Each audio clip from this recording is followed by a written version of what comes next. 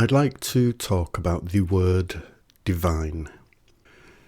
If you're familiar with my work, you'll know by now that I have a focus on identifying the true reality of that which is the eternal, and distinguish it from the representations of the divine that are part and parcel of lie culture via both religious and non-religious spiritualism. So I'd like to talk about the word divine here. If we leave to one side the meaning of the word that relates to divination, here is how my dictionary defines the word divine. Divine. 1a. Of, from, or like God or a God. 1b. Devoted to God, sacred, as in divine service. 2a. More than humanly excellent, gifted, or beautiful. 2b. Excellent, delightful. 2. The divine. Providence or God. So essentially, when we refer to the divine, we are referring to God.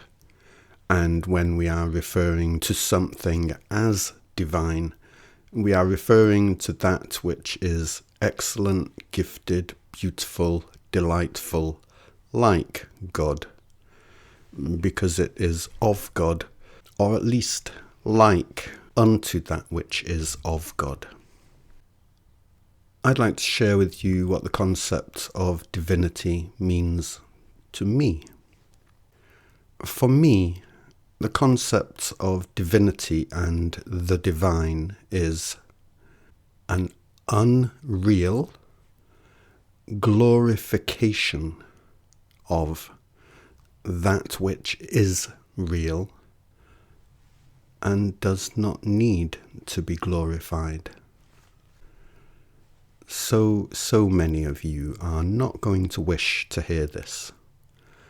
But let me emphasize now, the purpose of this video is not to inform and dismay you. It is very much to inform and reassure you. What our human lie culture imagines the divine state to be is an unreal glorification of something that is real, is eternally real, and therefore has no need whatsoever to be glorified into something other than what it already forever is.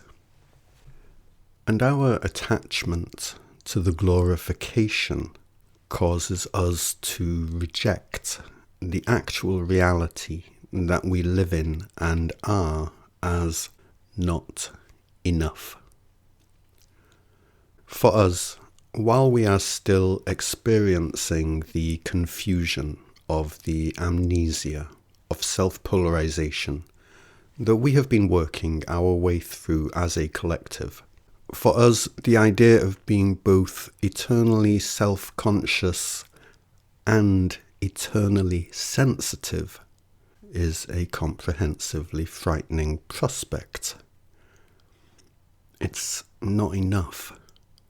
We feel we need something else, something to make us secure. The concept of the divine promises something that is both blissful and secured, guaranteed. Guaranteed bliss is basically what the promise of the divine represents to us. It is both a promise that you may one day merge with and embody this state, if you release all sin from your being, this eternal state that you already are and cannot help but embody, and an unreal glorification of the true eternal nature of what you already are and cannot help but embody. The concept of divinity and the divine is a promise of what may be if you hold true to the faith. The reality of the eternal and for the eternal is that which is already in effect and has been all along, because it absolutely cannot ever not be in effect. Such is the nature of the eternal, the true nature of the eternal. These are not just the facts of life of the eternal, these are the facts of life for the eternal. And so, they are the facts of life for you. Now, I said my intent is to reassure, not dismay. It is true that eternity does offer promise. It is true that your eternity does indeed offer promise for you personally and specifically. It is true that there is an embodiment of dynamic equilibrium that is desirable and necessary to achieve if you do wish to encounter, experience, and enjoy the satisfactions of being coherently eternal rather than incoherently eternal. And you definitely do long for that with all your being. This dynamic equilibrium that I'm telling you is your goal, whether you agree to recognize it as such or not, it's nothing complicated or esoteric. It's not some insurmountable mountain of discipline or skill or cleverness or goodness. It's actually ultimately simple and only requires some playful practice. It is analogous to learning to ride your bicycle rather than carrying it on your back. If our conception of the divine is inherently, by its own definition, by its own nature, forever above us, then it is forever out of reach. But we, the eternal, are forever here already. And our source, our cause, our soul, our life force is within us, not above us. The bicycle analogy is good on multiple levels because it incorporates the necessity to locate one's own center of gravity, which is always here and now, not forever over the horizon of some tomorrow, not forever above and out of your reach. It incorporates the fundamental cyclic nature of existing eternally. And it incorporates the necessity to take the time to learn and master a process that is simple enough for a child to learn and master. We can make this analogy even simpler. It's like learning to walk, for all the same reasons. Divine equilibrium is finding your own center and then deciding where you wish to take yourself and your center with you from there. And what does it feel like? Is it guaranteed bliss? Or what? The real, actual, mundane realization that you are the eternal is so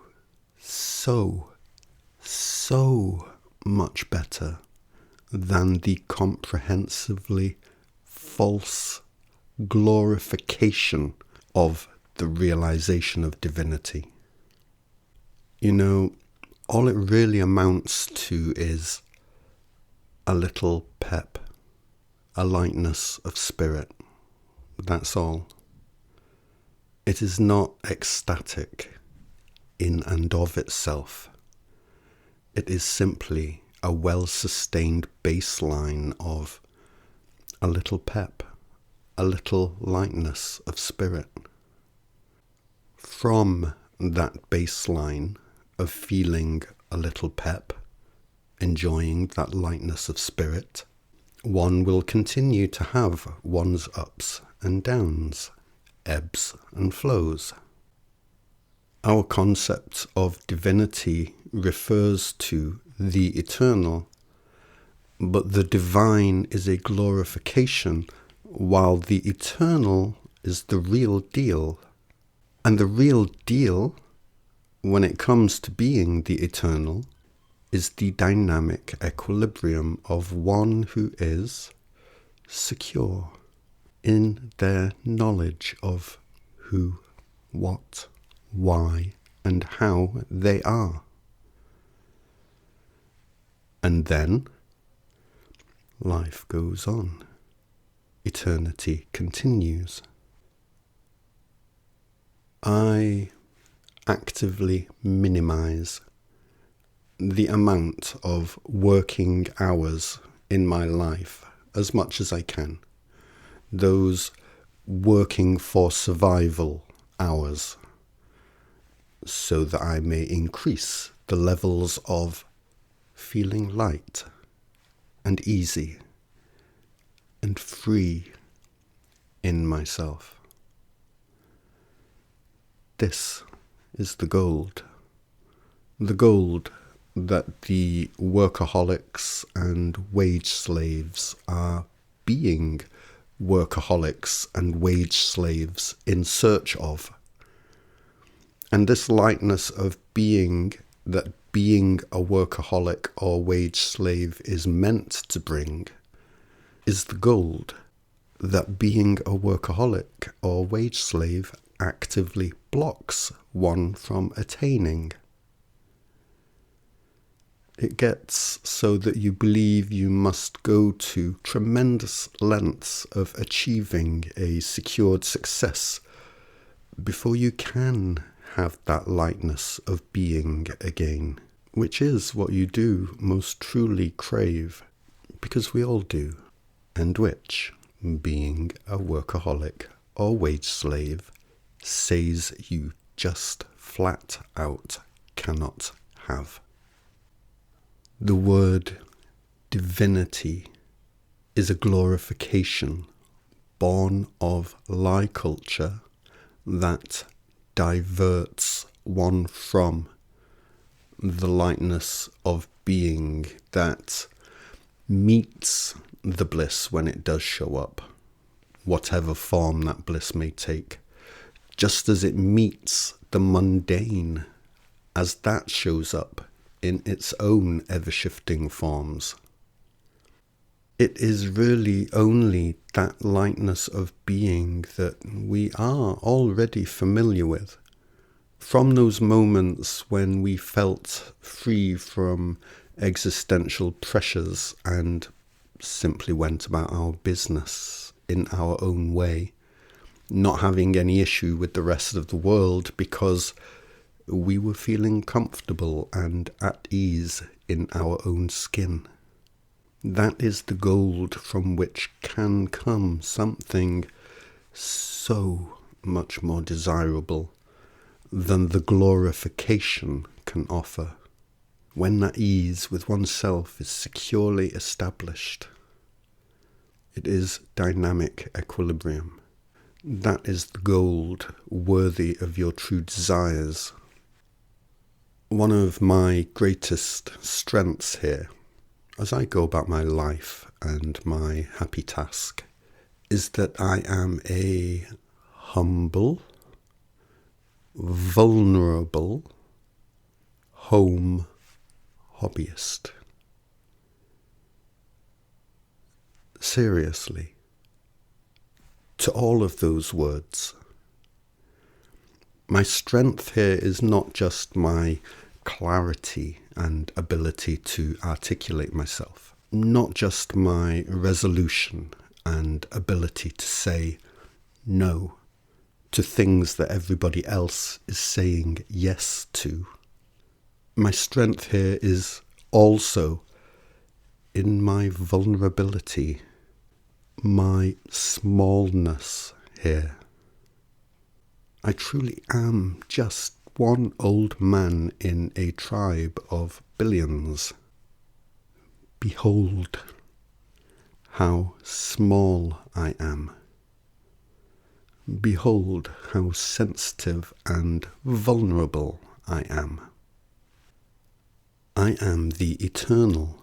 I am at once both unstoppable and sensitive, eternally infinite and infinitesimal. Yanto truly is a lamb of a man. This does not stop him from being a lion, but being a lion does not diminish what a sensitive lamb I am. Behold how small you are. Behold how sensitive and vulnerable you are. You are the eternal. You are at once both unstoppable and sensitive, both eternally infinite and infinitesimal. And you truly are a lamb of a being, for you are the eternal child, as every egoic sense of self is. This does not stop you from being an unstoppable force of being. And being an unstoppable force of being does not stop you from being sensitive as a lamb. And this is not what we understand the divine to be. This is not what we have been told the divine must be and is.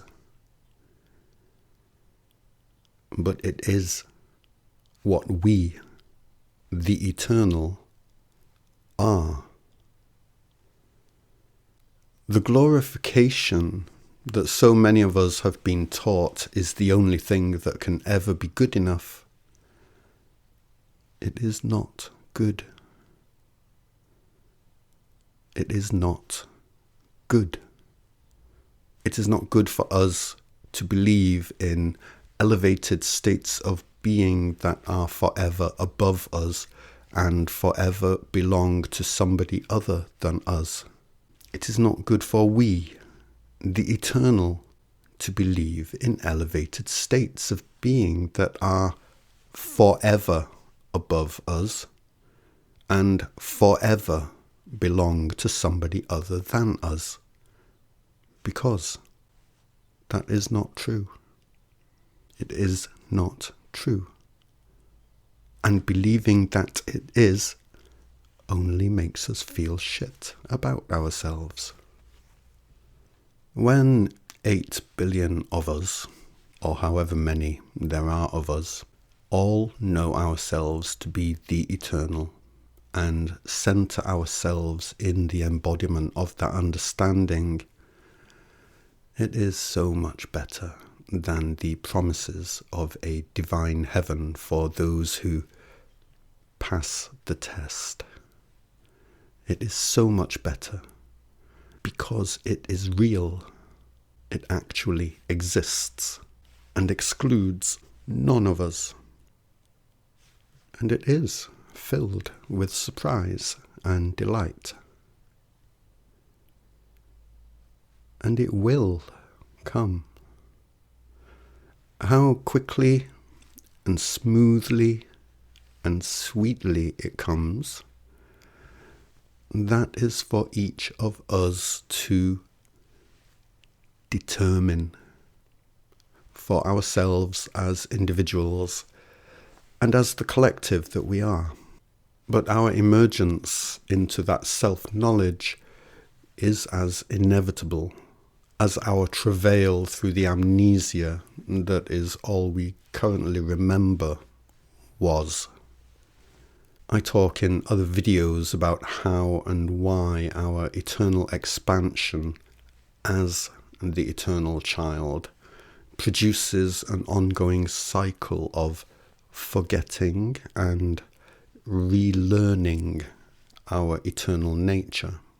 It is essentially a process for us as a collective that is analogous to a standard human waking in the morning and going to sleep at night. It is a natural process analogous to a human spending 9 months in the womb before being born into a human lifetime. Yes? The iteration of truth, which is what our experience of our own eternal self-expression is cycles within cycles within cycles. Perhaps this is why I like the learning to ride a bicycle analogy so much. When you ride a bicycle, you attain and maintain an equilibrium of balance that is not inert and perfectly bland, but dynamic and takes you places. This is what human life becomes when we become coherent and find our center, which is only the knowledge and understanding that we are the eternal. This is what human life becomes. And this is what the higher levels of our own consciousness already is and are. Knowing yourself as the eternal is less like sitting on a heavenly cloud that is much like any other, and more like riding a bicycle, or surfing a wave, or walking. Knowing yourself as the eternal is not the big, definitive, full stop you have been hoping to reach, the successful conclusion of your journey. Knowing yourself as the eternal is the place that you do arrive at as a conclusion to your travail through amnesia and its subsequent lie culture, and then take with you as life continues. You arrive at the inescapable fact that you are and can only be the eternal, and then you take that certain knowledge with you as life continues. Eternity continues. Your eternity continues. All that remains now is to learn to walk. Those of you that are coming to fear the prospects of your karma, look, you are already here. You are already intrinsically included in us all emerging from the great amnesia. If you feel you are bringing up the rear in any sense, it is us you are bringing up the rear for, because we always need somebody bringing up the rear for us when we go through a process like this. But you can know yourself as the eternal just as quickly as anybody else. You can learn to walk just as well as the next kid.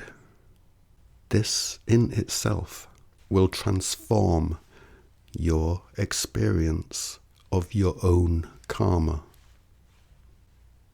Ultimately, you will be faced with what you have most feared, only to discover levels of beauty in the fear come true that are forever present and correct in every mundane moment already, when one is coherent, when one is at ease with being eternally sensitive.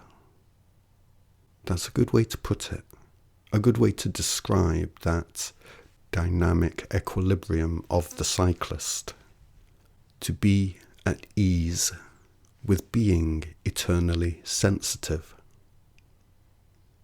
In terms of navigating your own life, this is the skill to learn that is analogous to learning to ride a bike or learning to walk. You learn to be at ease with being eternally sensitive. You are the eternal. You are the eternal. You are the eternal. There is no ambiguity here.